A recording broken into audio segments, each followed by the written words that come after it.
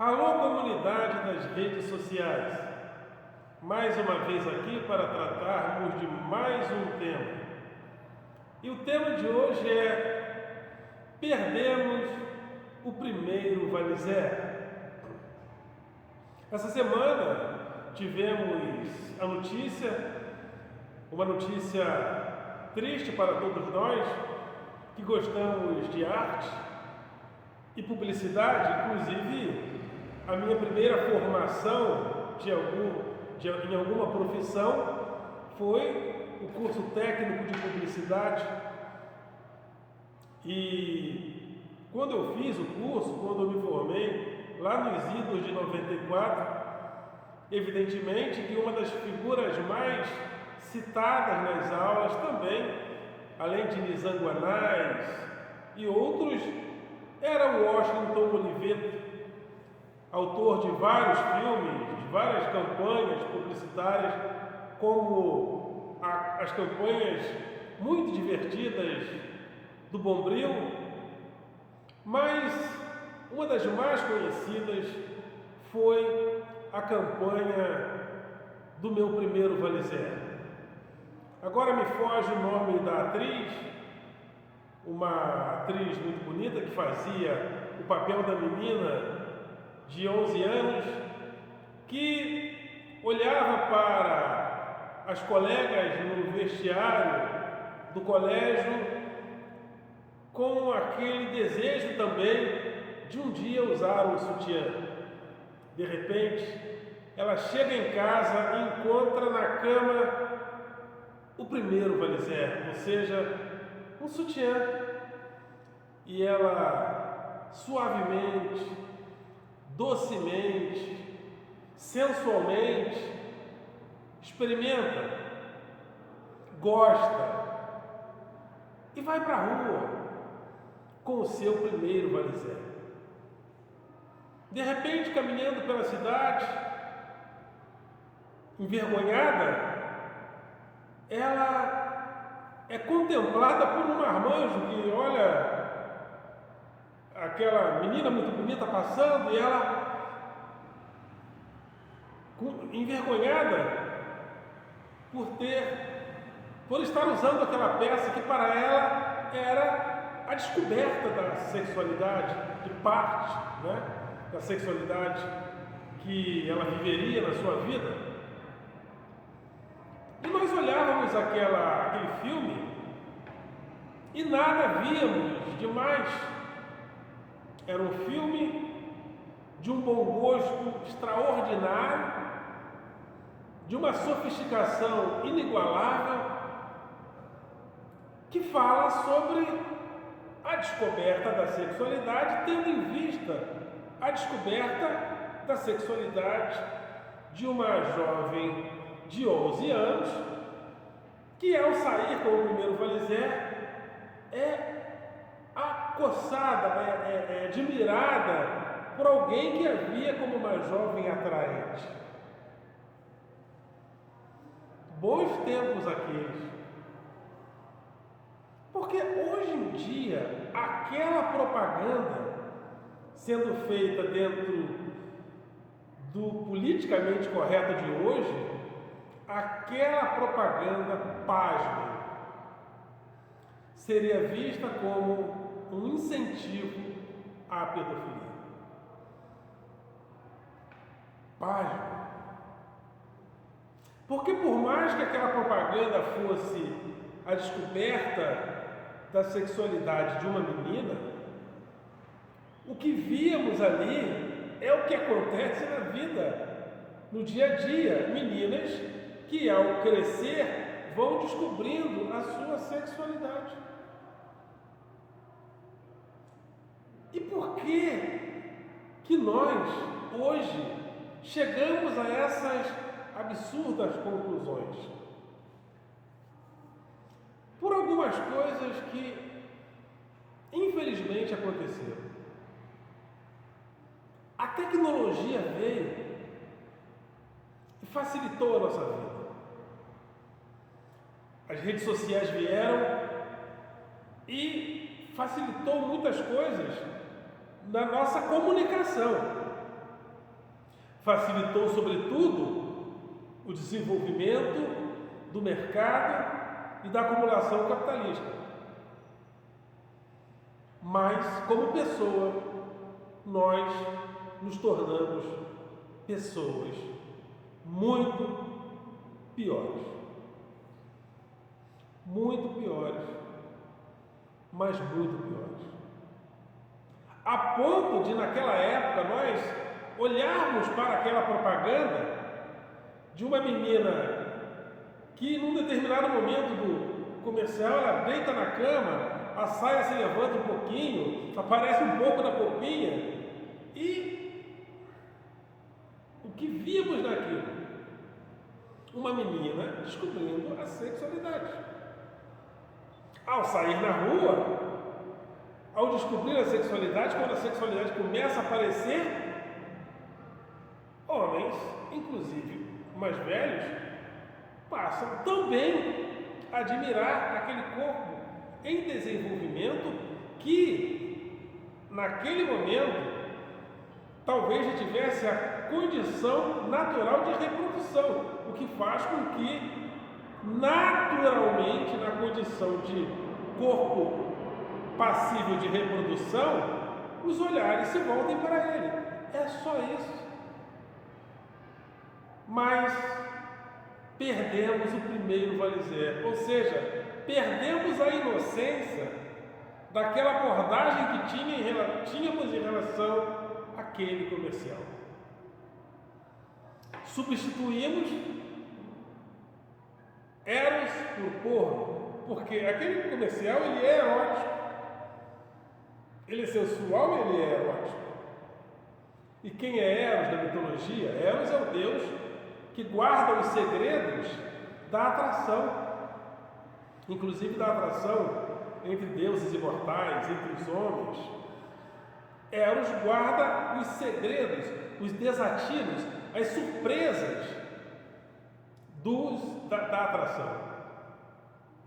Aquele comercial tem a sutileza de Eros.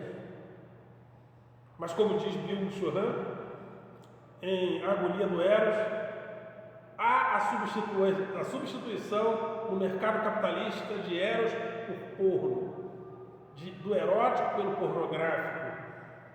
E no pornográfico nada é sutil, nada é delicado, porque tudo está exposto no pornográfico. Então, ao contemplar um comercial como aquele, se ele fosse feito nos dias de hoje, com os olhos pornográficos da nossa condição neoliberal, olharíamos através das prateleiras do mercado pornográfico, porque a nossa edição, a nossa consciência teve a substituição de Eros por porno, do erótico pelo pornográfico. Então, ao olharmos para aquilo, a nossa mente, editada pela pornografia, já conclui: incentivo à pedofilia. Perdemos o primeiro valizer. Perdemos parte da nossa inocência. Porque nenhum de nós, e já éramos adultos, já éramos adolescentes, alguns adultos naquela época, e muitos adultos, nós não olhávamos para aquela propaganda tendo a menina como suposto objeto sexual. Alguma coisa aconteceu conosco e nós ficamos assim. Perdemos a sutileza, perdemos o primeiro valizer. Antigamente, nessa mesma época, algumas coisas que foram acontecendo de lá para cá foram desaparecendo juntamente com essa perda do primeiro valizer, com essa perda da inocência do primeiro valizer. Antigamente, depois das aulas, nos colégios, né, as meninas, até hoje, né, tem um certo fascínio, principalmente antigamente, mas hoje ainda, pelos rapazes mais velhos. Os rapazes mais velhos, eles, depois das aulas, eles iam para a porta das escolas, alguns já tinham seus carros, e namoravam algumas meninas ali da escola que entravam no carro deles, e aquele namoro passava, alguns davam continuidade, algumas gravidezes apareciam de repente. Hoje, esses rapazes sumiram das portas das escolas. Por quê? Porque eles, o erotismo daquela relação passou a ser olhado com os olhos da pornografia. Lá vem o pedófilo. Por que ficamos assim? Porque também as palavras dentro da inflação dos símbolos semióticos, porque as palavras foram inflacionadas semioticamente, simbolicamente e perderam o seu sentido semântico de relação direta com as coisas. Então, quando olhamos para uma propaganda como aquela, a vemos através de uma palavra: pedofilia. Sem uma relação de empatia com a própria propaganda, com o próprio comercial, que se referia à descoberta da sexualidade. Então hoje nos relacionamos com a palavra pedofilia, machismo, comunismo, sem que a palavra tenha uma relação direta da nossa consciência com o comunismo citado na palavra, com o machismo citado na palavra, com o racismo citado na palavra. O que é comunismo para a parte das extremas políticas, da extrema direita? Qualquer coisa que não seja eles. A Globo, os artistas, os professores universitários. Só que na palavra, no dicionário, não é isso. E nem aponta para isso. Mas, como nós tivemos uma inflação do símbolo semiótico e uma deflação da relação do símbolo com as coisas citadas no símbolo, passamos a nos prender ao símbolo. E quando queremos difamar algo, pegamos aquele símbolo, pegamos as palavras originadoras de indignação e colamos em alguém, e colamos em algo, e colamos em uma pessoa. Então, não gostamos do comercial. Não gostamos do formato do comercial. Vemos aquele comercial com o nosso olhar pornográfico. Pegamos uma palavra geradora de indignação e colamos no comercial. Pedofilia. Sem que o comercial tenha qualquer relação direta com a pedofilia. Que loucura! Como a tecnologia, eu não estou demonizando a tecnologia, mas como nós nos tornamos pessoas piores